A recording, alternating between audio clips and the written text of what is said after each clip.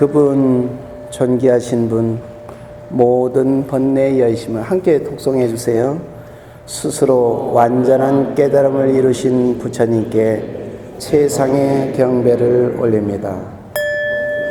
성스러운 가르침, 분별이 없어 평등하고 생멸이 없어 진허공에 이르는 거룩한 가르침에 최상의 경배를 올립니다.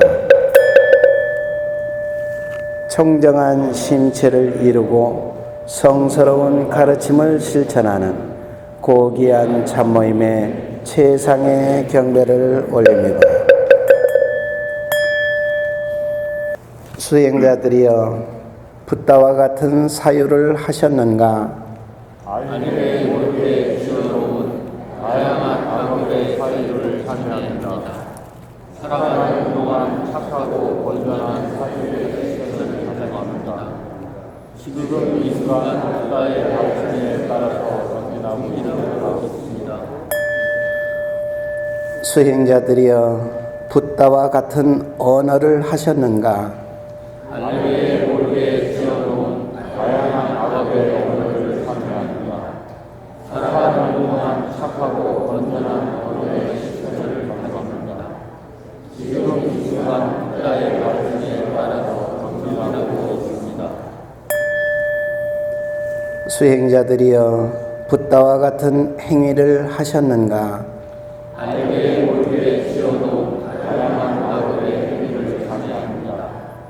살아가는 동안 착하고 건전한 행위의 실천을 가져갑니다. 지금 이 순간 붓다의 가르침에 따라서 전진하고 있습니다. 수행자들이여, 이로써 삼업갈만은 거룩하게 완성되었고 나는 그대들의 개체가 청정하여 졌음을 선언합니다. 합장하시고 굿살람. 생소하죠? 이 모임의 형성이 사실은 붓다 제세 시에 실천되었던 그룹 모임의 형태입니다. 그래서 이 원형을 이루는 이유는 부처님의 가르침의 가장 주된 사상이 평등 사상입니다. 이 원은 시종이 존재하지 않아요. 시종이 없다라는 것은 선후가 없다는 것이고 높낮이가 없다는 뜻입니다. 그래서 이거를 가리켜서 우리가 일원상이라고 얘기하고 팔리어로는 만다라라고 얘기를 합니다. 그래서 저는 여러분들이 그동안 익숙되어져 왔던 부처님을 신앙적인 대상으로 삼았던 것을 잠시 떠나서 고타마시달타 태자라는 범부, 우리와 동일했던 그분이 어떤 과정을 통해서 최고의 행복을 누리는 성자가 되셨는가, 그 방법을 알아보고 우리가 그것을 함께 실천해 보고자 할 겁니다. 그래서 이때만큼은 여러분들이 익숙되어져 있던 목탁도 잠시 좀 내려놓고 찬불가도 좀 내려놓고 천수경, 반야신경 잠시 좀 내려놓고 그냥 싱싱한 날것을 한번 먹어보신다 생각하시고 저와 함께 이런 법연을 처음부터 끝까지 하셨으면 좋겠다라는 말씀을 좀 우선 드립니다. 가능할까요? 네. 아마도 처음에는 어색하시겠지만 몇 차례 이렇게 함께 하시다 보면 매우 신선함을 느끼실 거라고 믿습니다. 여기 있는 이 종은 지금은 우리가 이렇게 종으로 만들어서 치고 있지만 그때 당시는 부처님이 가지고 다니셨던 바루를 쳐서 대종을 이렇게 모았던, 그래서 그것을 유래로 해서 지금은 이것을 만들고 있는데 네팔에서 다행히 어떤 장인이 붓다로부터 내려왔던 그 소리를 잘 재현을 했는가 봅니다. 그래서 그 뒤로는 이게 하도 많이 생기면서 이거를 이용해서 또 요가 하시는 분들이 싱잉볼이라고 해서 이걸 가지고 치유의 도구로도 사용하기도 합니다. 어쨌거나 뭐 많이 활용을 하면 이제 좋은 거죠. 오늘은 가장 기초적인 부분, 고타마시다타 태자가 과연 어떤 과정을 통해서 수행자가 붓다가 되셨는지 그걸 한번 기억을 좀 더듬어 보는 시간을 갖겠습니다. 붓다 하면은 여러분들이 기억하는 것 중에 붓다 하면은 무슨 의미를 갖고 있나요? 깨달은 자. 네, 깨달은 자. 맞나요? 그 의미도 있습니다. 있는데 가장 정확한 의미는 최상의 행복에 도달한 자, 최상의 즐거움을 누리는 자, 이렇게 됩니다. 결국은 붓다가 된다라고 하는 것은 최고의 행복에 도달하는 것을 말합니다. 그 도달함을 아는 것을 깨달음이라 하고, 그들이 사는 가장 행복한 사람이 사는 것을 우리가 극락정토라고 말합니다. 사실은 극락이라는 말이 중국을 통해서 만들어진 말이에요. 빨려 경전에는 존재하지 않습니다. 빨려 경전에는 어떻게 되어 있느냐면 빠라마 수카 만달라라고 나와요.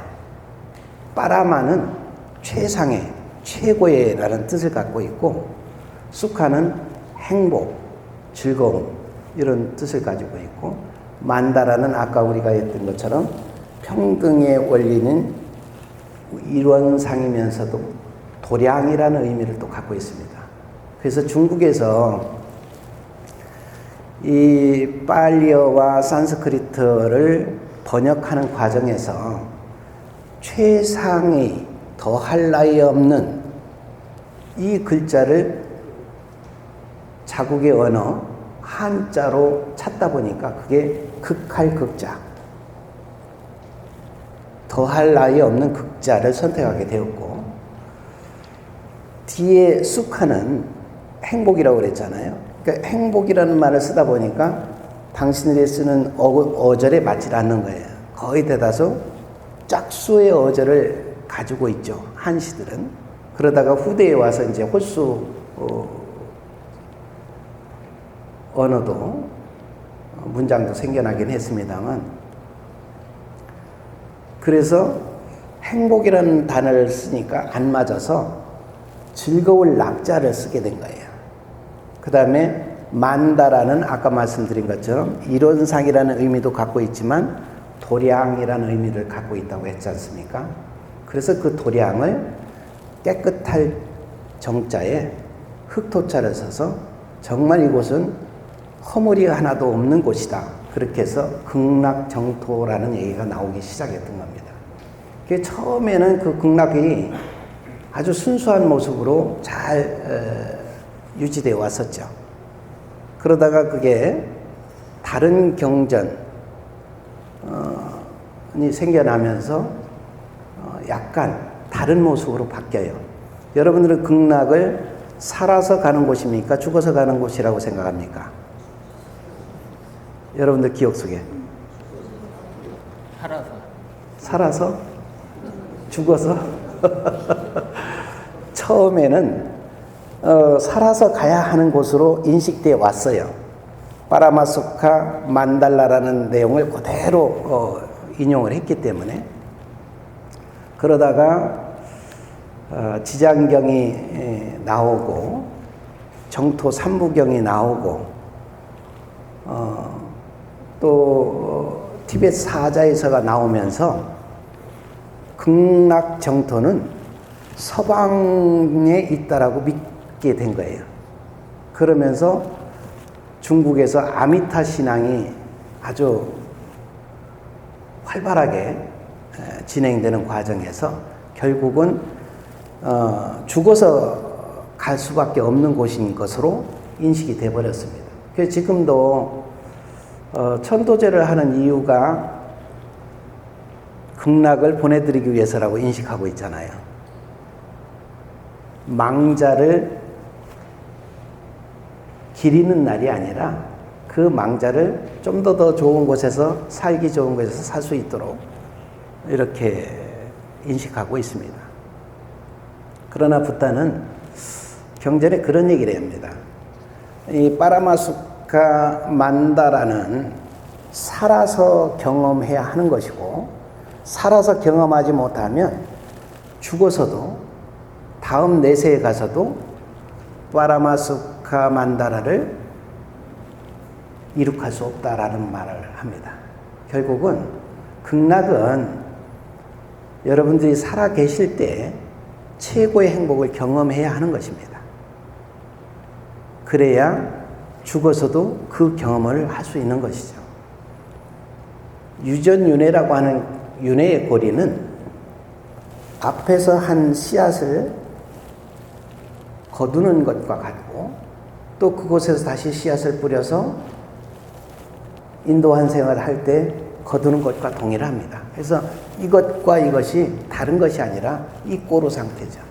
그래서 살아계신 동안 여러분이 행복하셔야 죽어서도 행복하실 수 있습니다. 나중에 이제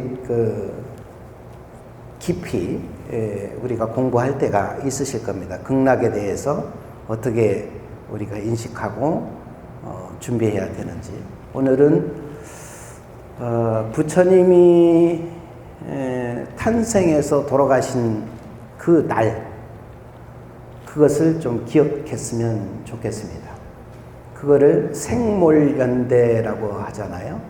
근데 학자들마다, 연구하는 학자들마다 붓다의 생몰연대를 서로 다 다르게 주장을 하는 겁니다.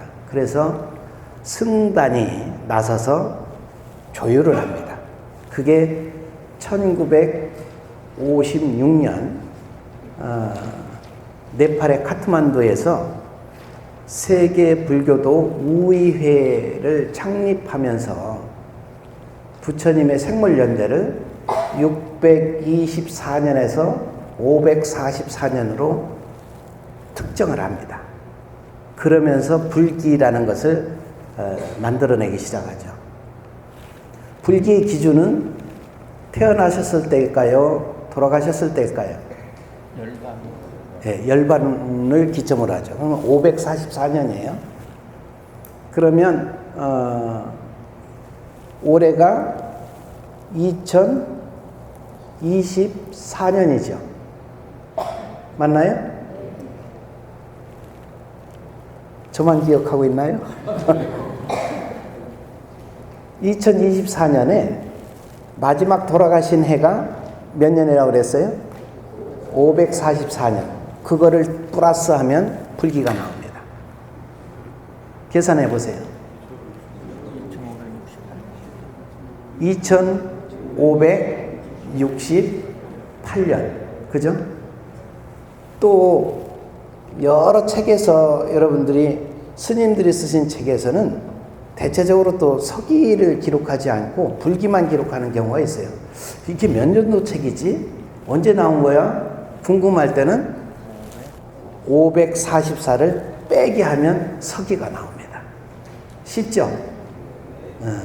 이것을 사실은 아까 말씀드린 대로 1956년에 제정이 됐는데 그때는 우리나라가 참여를 안 했어요. 그때 그 시절은 불교가 비구와 대처 간의 분쟁, 또 정부의 비협조적인 문제 이런 거로 굉장히 좀 어수선했을 때입니다. 그래서 이제 효봉 스님이 종정을 하시던 그 1962년에 비로소 청담 스님을 대표단으로 해서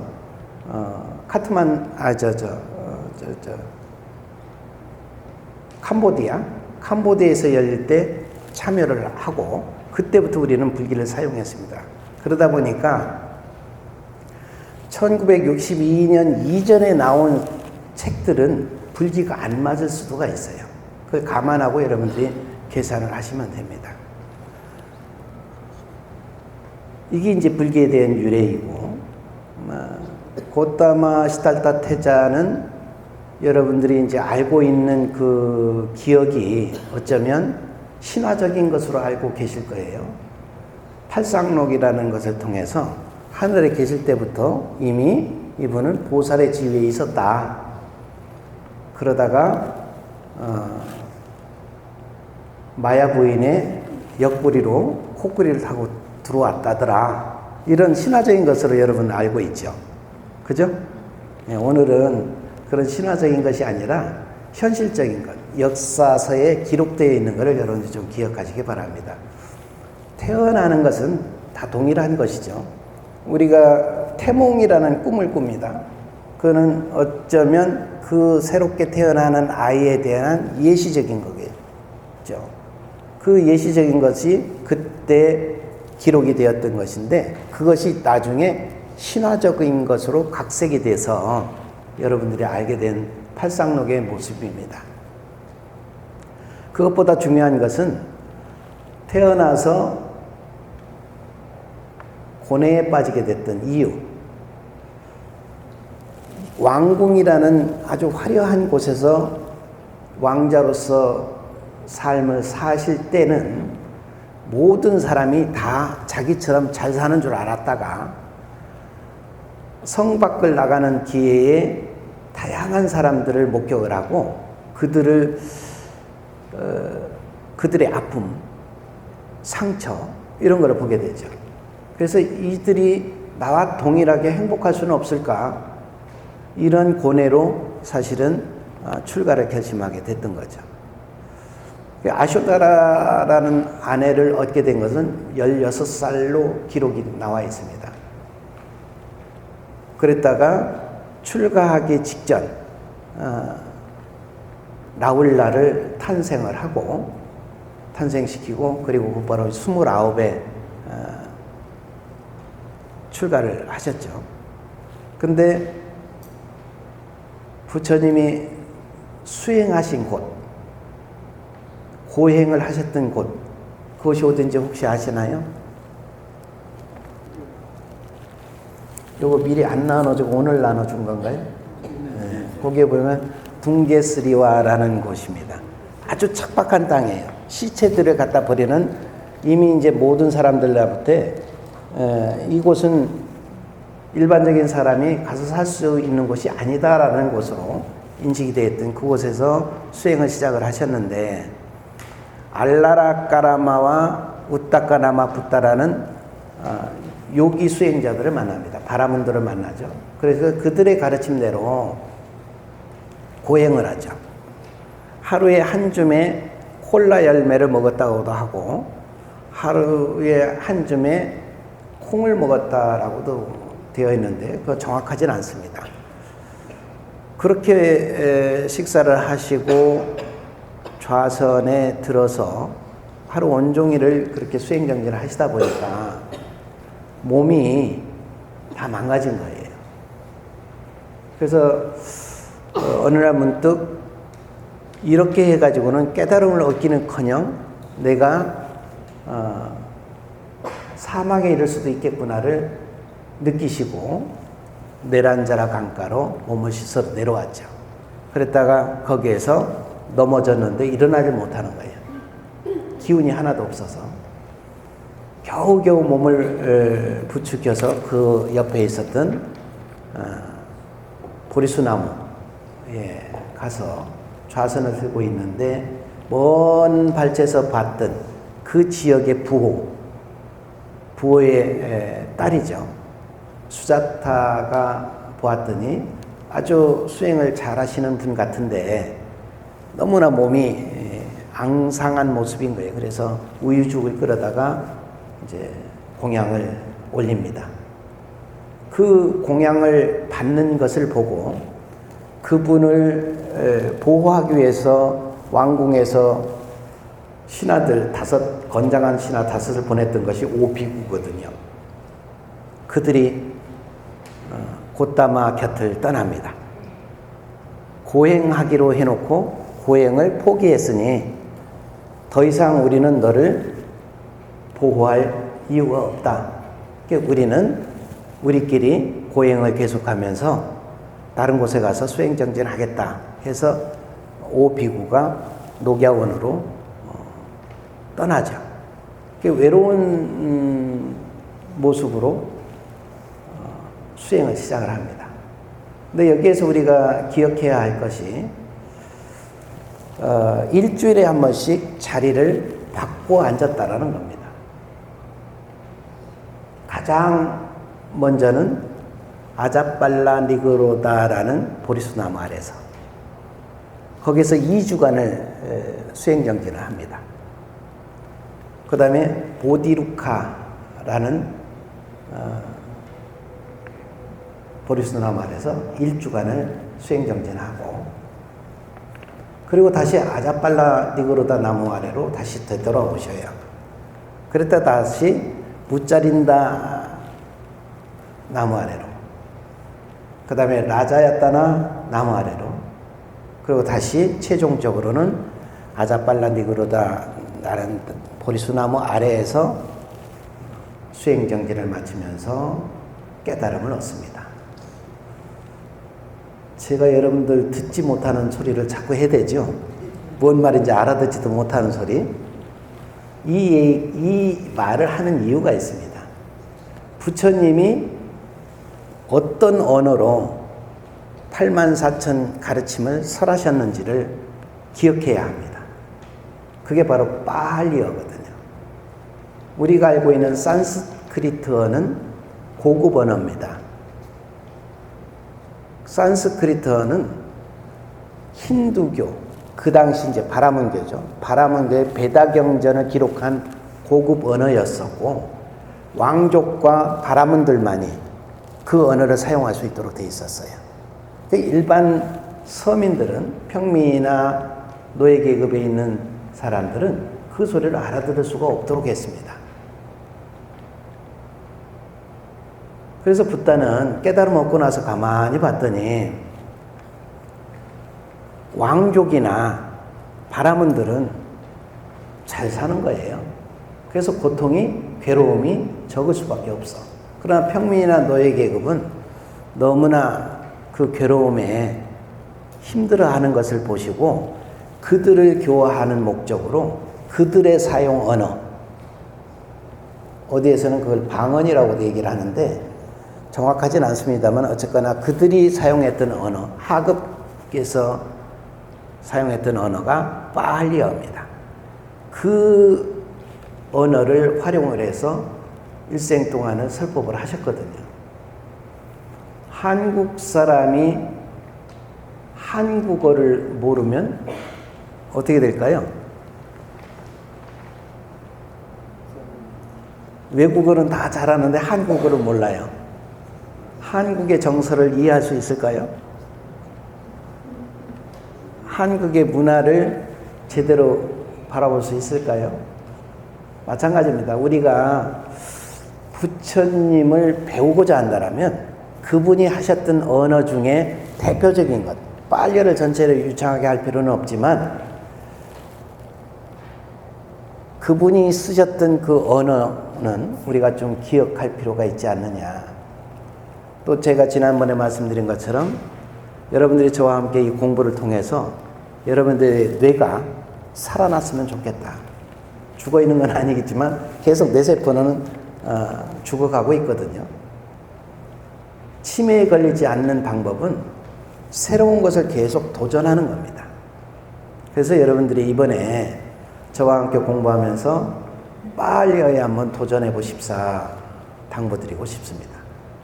저와 함께 배우는 이 빨리어를 다음번에 저와 함께 법회를 보실 때까지 열심히 쓰고 외워보십시오. 절대 치매 걸리지 않습니다. 많이 가르쳐드리진 않을 거니까 여러분들이 처음에는 어색할 거예요. 마치 무엇과도 같으냐면 천수경에서 신묘장구 대다라니 처음에 접했을 때 어땠던가요? 혀가 잘 돌아가던가요? 안 돌아가죠. 근데 지금은 책 덮어놓고 아마 달달달달 외우실걸요? 계속된 반복은 결국은 그만한 능력을 갖추게 합니다. 그래서 여러분들이 이 빨리어도 계속 반복적으로 하시다 보면 능히 잘 하시리라 믿습니다. 붓다는 7번에 걸쳐서 깨달음을 완성했다라는 것. 그것도 일주일에 한 번씩 옮기셨던 거죠. 그래서 전체적인 날수를 산정하면 49일이 됩니다. 본래 부처님 제세시 또 경전, 초기 경전 이런 쪽에는 49제라는 얘기가 안 나와요. 안 나오는데 티벳의 아주 유명한 고승이었던 파드마삼바바라는 고승이 어느 날 문득 붓다가 깨달음을 49일 동안 일주일에 한 번씩 자리를 옮겨가면서 깨달음의 변화가 왔던 것을 기억하시고 혹시 죽은 영혼에게도 일주일에 한 번씩 새로운 가르침을 전해준다면 그 또한 깨달음에 도달할 수 있지 않을까라는 생각에 티벳 사자에서라는 걸 쓰고 일주일에 한 번씩 영혼에게 좋은 부처님의 가르침을 들려드리도록 그렇게 장치를 마련했죠. 그것이 중국을 거치면서 49제라는 것이 탄생이 됐죠. 그건 또 77제라고도 합니다. 그래서 지금 우리까지도 돌아가신 망인을 위해서는, 망자를 위해서는 49제를 이제 진행하고 있습니다. 거기서부터 유래가 됐던 겁니다. 붓다는 며칠 만에 깨달음을 얻으셨다고요? 49일. 그러나 일주일에 한 번씩 옮겼던 그 자리가 어떠한 보리수 나무인지는 기억하시는 게 좋다. 첫 번째, 두 번째, 첫날에서 만월이 되는 날 아침 새벽에서 이 날은 아직 오지 않은 날이죠. 그래서 15일 중에 1일이 빠져서 14일이 되는 겁니다. 거기는 아자빨라 니그로다 나무. 그 뒤에 일주일간은 보디루카 나무. 다시 아자빨라 니그로다 나무로 와서 넷째 주간에 오죠. 그리고 다시 무짜린다 나무로 갑니다. 그리고 다시는 라자야타나라는 나무로 갑니다. 그리고 최종적으로 다시 아자빨라 니그로다 나무 아래로 와서 마지막 붓다를 완성, 석가모니 붓다라는 붓다, 성자의 모습으로 완성을 하게 됐다는 거 꼭 기억하시기 바랍니다. 부처님은 우리에게 불교 공부를 하는 데 있어서 세 가지를 반드시 먼저 선행해야 한다라고 얘기합니다. 그 첫 번째가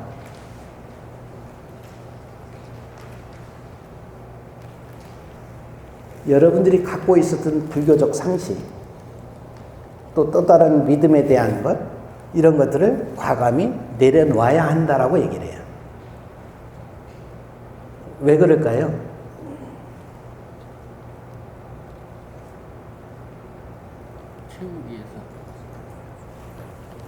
이 그릇에 무엇이 가득 차 있다라면 새로운 것을 부었을 때 들어갈까요? 안 들어갈까요? 안 들어가잖아요. 버리라는 거예요, 이것을. 비움을 실천해라. 그거를 레짜나 짜리야라고 얘기를 합니다.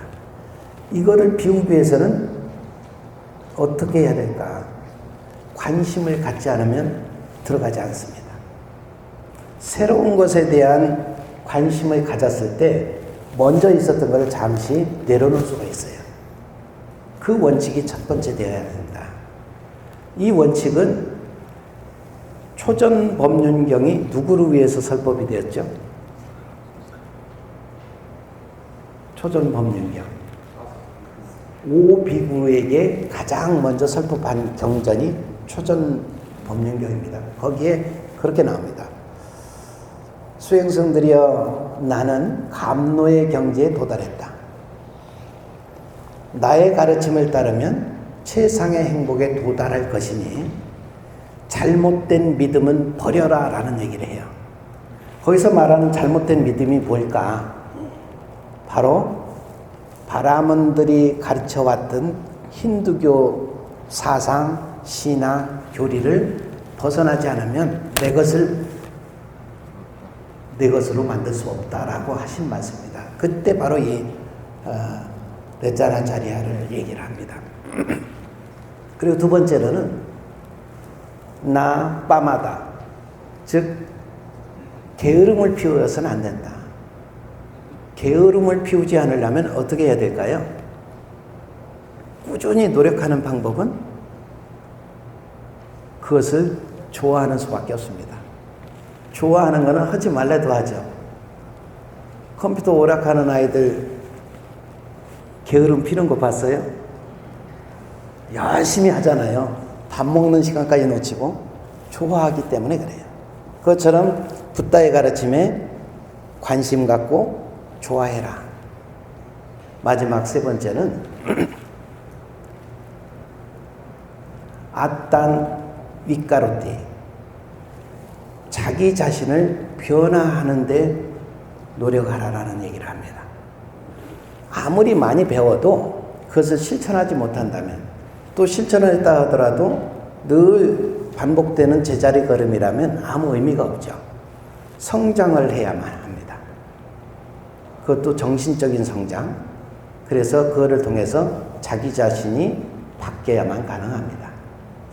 아마도 저와 이 그룹을 공부하시고 나면 여러분들 스스로가 자기도 모르게 굉장히 많이 바뀐 것을 경험하시게 될 거예요. 자기 자신을 바꾸는 방법은 끊임없는 반복이거든요. 끊임없는 반복은 즐길 때 가능합니다. 다시 말하면 부처님의 고귀한 가르침을 통해서 최상의 깨달음, 최상의 행복에 도달하려면 붓다의 가르침에 관심 가져라. 붓다의 가르침을 좋아해라. 실천해서 자기 자신을 변화시키는 것을 즐겨라. 이 세 가지를 꼭 여러분들이 잊지 않으셔야 저와 함께 공부하는 것이 유익한 시간이 되시리라 믿습니다.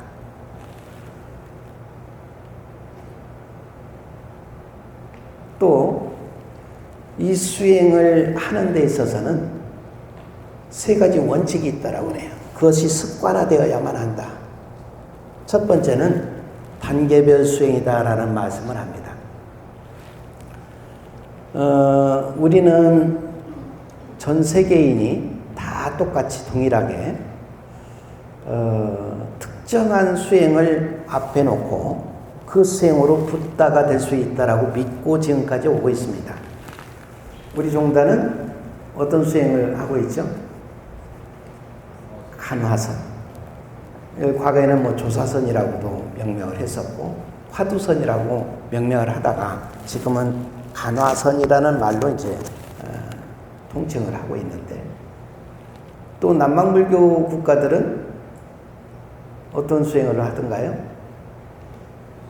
윗바사나, 그죠? 윗바사나라는 수행을 통해서 부처될 수 있다라고 믿고 지금도 열심히 수행 경진하고 있습니다. 북방도 하나, 남방도 하나의 특징적인 수행법을 가지고 붓다될 수 있다라고 믿고 있다는 거죠. 그런데 안타깝게도 아직까지 윗바사나 붓다, 가나선 붓다는 존재하지 않아요. 그 이유가 뭘까는 여러분들이 이제 공부를 하시면 자연히 알 거라 믿습니다. 붓다 되는 일이 쉽지는 않습니다. 부다는 매우 많은 것들을 익히고 기억하고 자기 변화를 실천하라고 요구하고 있습니다. 그 부분을 하기 위해서는 첫 번째가 단계별 수행을 해야 된다. 제일 먼저 해야 될 것과 나중에 해야 될 것을 구분하지 못하면 안 된다는 얘기죠. 항상 제가 법문할 때마다 그 말씀을 드렸던 것 같은데, 이 고귀한, 이 거룩한 법안정사의 법당에 오기까지 여러분들의 이동 경로를 한번 기억을 해보십시오. 제일 먼저 해야 될 것이 내가 살고 있는 집으로부터 벗어나는 게 첫 번째입니다. 집에서 나오지 않고 이곳에 올 수 있던가요? 있어요? 축지법을 사용해서 오실 수 있나요? 없죠. 나온다고 다 해결되는 건 아닙니다. 이동수단을 통해야 가능합니다. 이동수단을 통해서 이곳에 왔더라도 선수 이곳까지 오르지 않으면 도착을 할 수가 없습니다. 이렇게 간단하게만 보더라도 세 단계의 과정을 거쳐야만 돼요. 이것은 비단 부처님의 가르침을 공부하는 데만 해당되는 것이 아니라 사업하는 분 마찬가지입니다. 고시 공부하는 분 마찬가지입니다. 어떤 것이든 내가 원하는 무엇인가를 완성하기 위해서는 그 단계별 수행을 놓치지 않아야 되는데 많은 사람들이 바쁜 거예요. 한국인의 특성이죠. 여러분들이 이 수행을 하기 위해서 여러분들의 스스로를 제일 먼저 변화시켜야 될 게 뭐냐면 바쁜 것을 내려놓는 겁니다. 조금 전에 우리가 이 똑같은 글을 보고 합송을 했습니다. 근데 합송이 잘 안 되죠. 빠르게 하는 사람, 느리게 하는 사람 서로가 다 다르잖아요. 이것이 통일될 수 있어야 되는 거죠. 그러려면 천천히 읽어보는 습관을 갖는 것이 마음의 여유를 갖게 되는 것입니다. 그래서 제일 첫 번째로는 아누풋바끼리야라는 단계별 수행이 필수라는 걸 꼭 잊지 마시고, 두 번째로는 이론과 실천은 항상 함께 가야 된다. 그걸 냐나 다사나라고 얘기해요. 빨리어로는 지견 혹은 이 지견이 나중에 중국에서 교와 선 이렇게 바뀝니다. 교와 선이 구분되는 게 아니라 하나입니다. 새의 양 날개처럼 둘 중에 하나만 있어가지고 안 되는, 두 개가 공유돼야 되는데 어느 때부턴가 교 따로 선 따로 나눴거든요. 그것이 우리가 올바르게 가르침을 인식하지 못하는 오류 중에 하나입니다. 마지막으로는 어느 것 하나를 배우든 세 가지 지혜가 있어야만 한다. 첫 번째는 그것을 보고 느끼는 문해, 수타마야 반야라고 빨리 하는 얘기합니다. 그 문해가 있어야 된다. 먼저 배우지 않고는 안 된다는 거죠. 배우고 그치는 것이 아니라 지금 여러분들이 이렇게 앉아 있는 것처럼 이런 그룹이든 아니면 혼자 앉아 계시든 배운 것을 잠시 내 안으로 소환해 보는 겁니다. 내 안에 가지고 들어와서 내면을 성찰해 보는 겁니다. 거짓말하지 말래. 이게 붓다의 가르침이라고 쳐요. 그럼 정말 나는 거짓말하지 않고 사는 사람인가? 잠시 나를 들여다볼 수 있어야만 합니다. 그러면 그 안에는 거짓말했던 기억, 거짓말하지 않고 착하게 살았던 기억, 다양한 것들이 나타나겠죠. 이미 거짓말한 것 같다라면 그것을 참회를 해야 합니다. 참회하고 끝나면 소용이 없죠. 나는 제일 불만족이 참회 진언이에요. 왜 그런지 아세요? 많은 사람의 기억 속에 참회 진언을 통해서 내가 했던 모든 업이 소멸된다고 믿고 있거든요. 그렇게 그것을 믿으면 이 사람은 자기 자신의 잘못을 바꾸려기보다는 또다시 잘못을 범했을 때 나는 참회 진언으로 내 업장을 소멸하면 돼라는 쉬운 생각을 하게 됩니다. 그러면 노력하지 않게 되죠. 변화가 안 되죠. 그래서 저는 참회 진언이 왜 생겨났을까 속상합니다. 제 일생 동안 참회 진언은 안 하고 살기로 그렇게 다짐을 했습니다. 그거에 익숙되면 마치 무엇과도 같으냐면 이웃 종교에서 말하는 회개와도 동일해요. 회개를 하는 순간 모든 게 다 하나님의 권능에 의해서 소멸되거든요. 그와 동일하게 참회 진언 한 번으로 모든 죄업이 소멸된다라면 참 좋고 쉽죠. 그러나 불교에서는 정업난면이라는 것을 꼭 기억해야만 합니다. 내가 지은 업은 반드시 내가 받아야만 소멸되는 거예요. 남에게 고통을 가했으면 그 고통을 가한 만큼 내가 받아야만 그 고통이 소멸되는 것이라는 걸 꼭 잊지 마시기 바랍니다.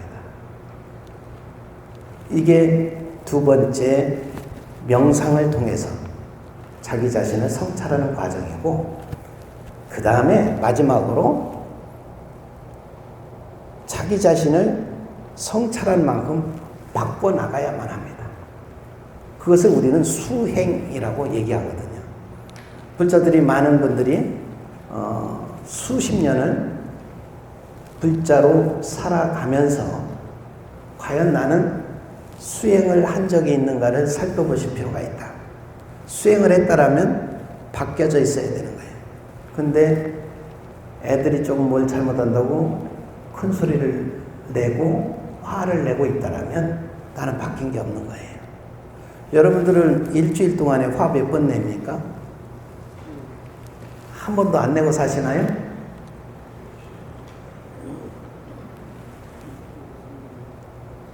그 정도예요? 여기는? 대단하신 것 같은데 화를 내진 않아야 되죠. 화가 나는 이유는 무엇 때문에 그래요?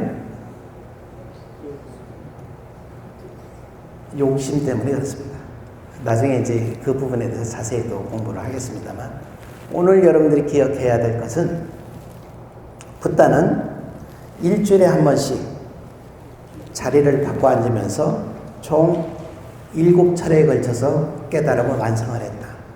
7이라는 숫자가 나중에 나와요. 수미산을 등반하는데 반드시 거쳐야 될 과정이 7보리 분법입니다. 그때도 7을 이제 여러분들이 중요하게 생각하실 건데, 오늘은 붓다가 깨달음을 완성한 기간, 일주일씩 총 7번에 거쳐서 일수로는 49일이 된다는 걸 기억하시고, 먼저 선행해야 될 것 중에 하나가 잘못된 믿음으로부터 잠시 벗어나자. 두 번째가 게으름 피지 말자. 세 번째가 자기 변화를 실천하자. 수행을 완전한 내 것으로 만들기 위해서는 세 가지 습관화를 만들어야 된다. 단계별이라는 걸 절대로 놓치지 말자. 즉 아직 계행이 완성되지 않은 자가 참선하겠다고 앉아있어 봐야 소용없다는 얘기예요. 쉽게 말씀드리면 참선도 제대로 안 되는 사람이 화두 들겠다고 나서는 것도 잘못된 거란 얘기입니다. 그 이전에 해야 될 것들, 그것들을 하지 않고 화두를 든다는 것은 어불성설이죠. 그러나 우리는 그거를 지금도 하고 있습니다. 그래서 그런 방법들을 붓다는 단계에 실천할 것을 권하고 있는 겁니다. 두 번째가 가르침과 실천, 교선은 하나인 것이지 분리하지 말아라. 또 마지막, 매 하나하나 가르침마다 그것을 세 가지 지혜로 꿰뚫어 봐야 한다. 배우고, 내면을 성찰하고, 변화시키는 데 노력해야 한다. 이 세 가지 지혜가 있었을 때 최고의 행복에 도달할 수 있다고 붓다는 설명하고 있다는 거 오늘은 기억하시기 바랍니다. 거룩하신 부처님, 저희들이 지난날 욕심과 성냉과 어리석음으로 갈 길을 몰라 헤매었나이다. 이제 거룩한 근본 가르침 만나 귀하오니 이 공덕으로 업보의 무거운 짐을 벗고 해탈의 밝은 빛을 찾아 자비의 품에 들게 하소서. 저희가 어둠 속에 방황할 때 열의 빛을 만나게 하시고 시련으로 고통당할 때 열의 손을 잡게 하시며 불화로 반목할 때 열의 미소를 보게 하시고 나태와 좌절에 빠져 허덕일 때 열의 두 타임을 배우게 하소서. 지금까지 배우고 익힌 붓다 자나의 지혜와 공덕을 남김없이 해양하오니 가족들의 가슴 속에 간절히 원하는 일들이 모두 다 이루어지게 하옵고 멀리 있거나 가까이 있거나 모든 생명 모든 사람들이 행복하고 평화롭도록 가피 내려 주시옵소서. 마하반야 바라밀. 오늘 함께 해주셔서 고맙습니다. 행복하십시오.